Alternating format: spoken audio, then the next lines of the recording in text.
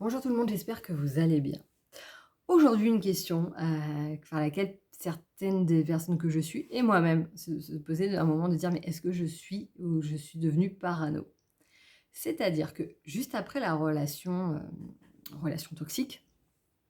il y a une prise de conscience.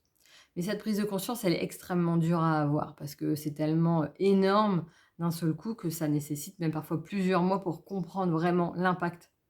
de ce qu'on a vécu, de l'état dans lequel on est, du rôle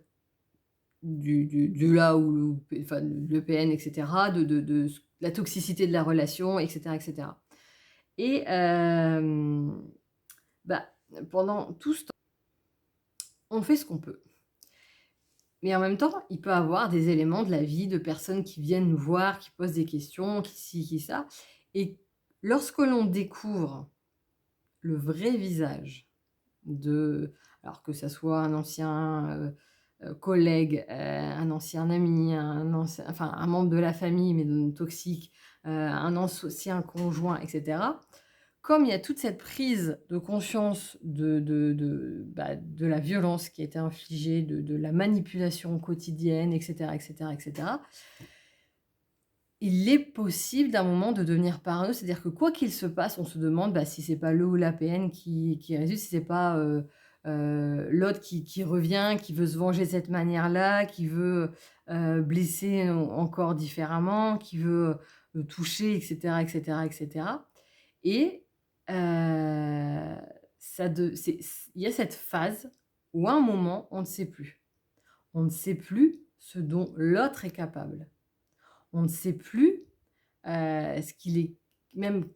ce qu'il peut faire, ce qui peut lui venir à l'idée pour, nous faire du mal et donc dès qu'il va se passer quelque chose, même là, bah, par exemple, moi je fais des vidéos, un commentaire négatif, alors c'est plus le cas au départ, mais au début, j'ai commencé à poster sur TikTok parce que je savais que, en l'occurrence, hem mes anciens collègues, amis, soi-disant, n'avaient pas TikTok et donc je savais que là, je pouvais commencer à m'exprimer, même si ça n'avait encore rien à voir avec les relations toxiques parce que ça, moi, je passe par ma propre reconstruction donc au départ, j'ai pris le temps de de récupérer et quand j'ai recommencé à communiquer, j'ai d'abord communiqué, sur les entrepreneurs, sur l'entrepreneuriat qui était, aussi une de mes facettes. Parce que là, ça n'avait justement rien à voir avec la thérapie, le temps que je sois à même et après, quand j'ai commencé à recommuniquer sur la thérapie, là encore, je n'ai pas encore tout de suite parlé de l'E ou l'APN parce qu'il fallait que d'abord que moi j'ai vraiment des fondations pour être capable d'aider les autres avant de le faire. Bref,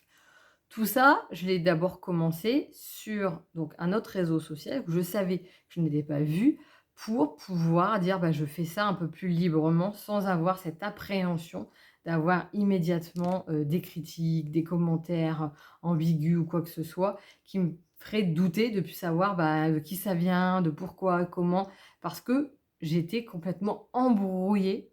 avec moi-même, avec, ce que l'autre était capable de faire et de ci et de ça et à certains moments, ça m'arrive encore parfois de me dire: «Tiens, est-ce que ça serait pas telle personne qui est en train de me faire ceci?» et puis après, j'ai dis: «Mais en fait, qu'importe, heu, qu'importe, chacun en est où il en est,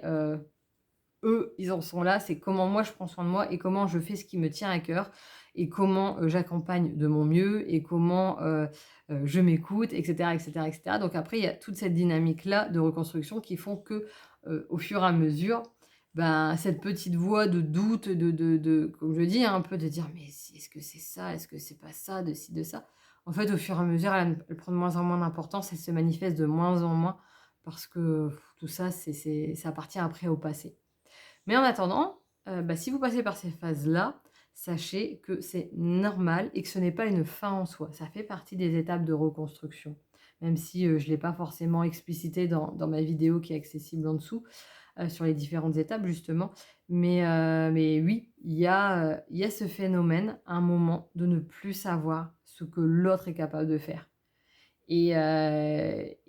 voilà, ça fait partie de cette énergie de base et plus on revient à soi et qu'on prend conscience de ce que soi, on est capable de faire, d'endurer, de prendre en charge et ben, plus on laisse le reste aux autres, ça leur appartient et on peut dans ce cas-là, finalement changer aussi de dynamique.